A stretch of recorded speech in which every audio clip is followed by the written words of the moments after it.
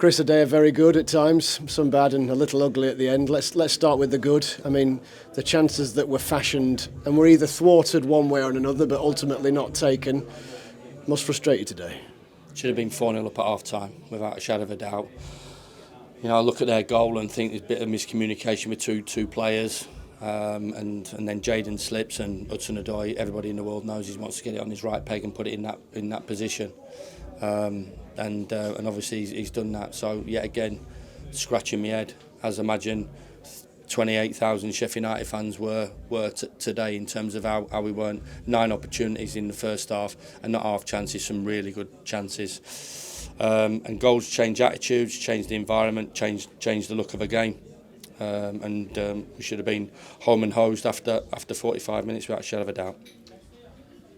When their third goal went in, it just seemed to sort of flatten the place, didn't it? Yeah. It was a pin in the balloon, and there's been times where, you know, Chelsea game and some other games where even, you know, second half against Burnley, where we've got an head of steam up. But I just looked at the players and they were flat out on the feet, and you know, in terms of changing it, in terms that they're the players that we need on the pitch to try and get us, you know, the so-called match winners, you know, your Bens, your McAtees, your Gus Amers. You want them on the pitch late on to try and get you a goal or get back into the game.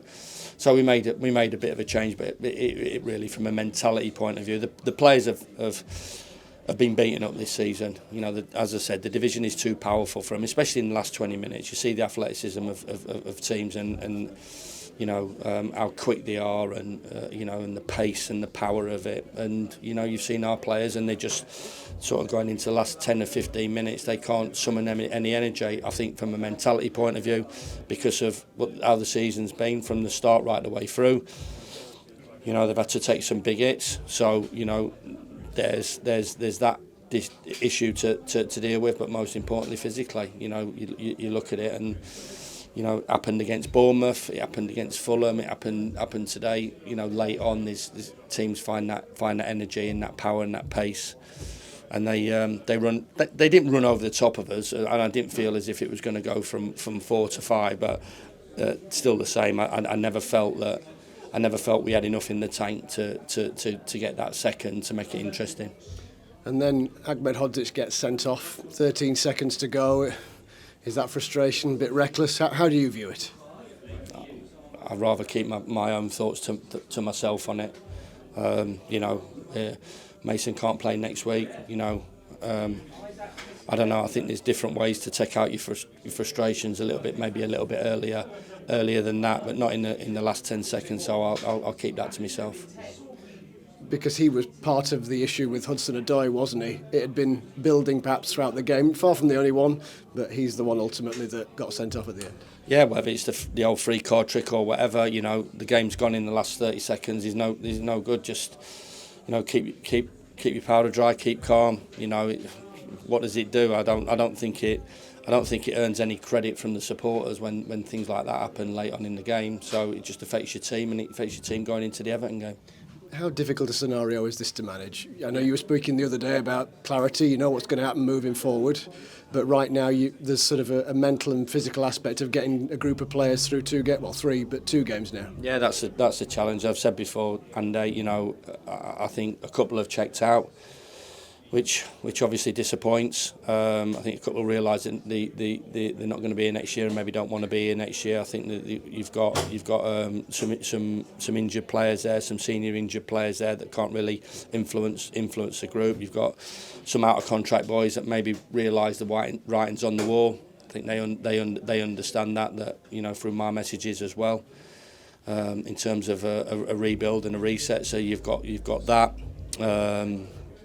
You've got some players that so the injured ones, the out contract ones, the ones that maybe don't want to be here next year or feel maybe their future is somewhere else, and then you've got a few young boys as well. So yeah, it's a pretty difficult group. Not in terms of giving me problems, but in terms of, you know, how we want to shape it and really get into them. Because, you know, from the football point of view, yet again, first half was more than enough, more than good enough. But ultimately, there's 2 things. There's the bit on the park where we have to be clinical. The bit in betweens, from a coaching point of view, I thought we were the better coached team. between box to box. But the game isn't decided by the better coached team, it's decided by the ruthlessness of both boxes. We've made mistakes in our box, allows them to score, and we have not punished them or put them to bed. That changes the whole atmosphere. So you've got that part of it. You've got that part that you deal with, and then you've got the mentality. I talked to them before about, you know, what is your reaction to disappointment? You know, where are you at with it? Or, you know, because when it's going well and everything's flying, then, you know, that's great, but there will be disappointment today. You'll have a misplaced pass or missed a tackle or something will happen, or you'll have a period where you're under the cosh a little bit, or they score a goal. What is your attitude to disappointment, and how do you cope with it? And yet again, we've not coped with it well enough. So I think you understand where I'm coming from in terms of how that is solved.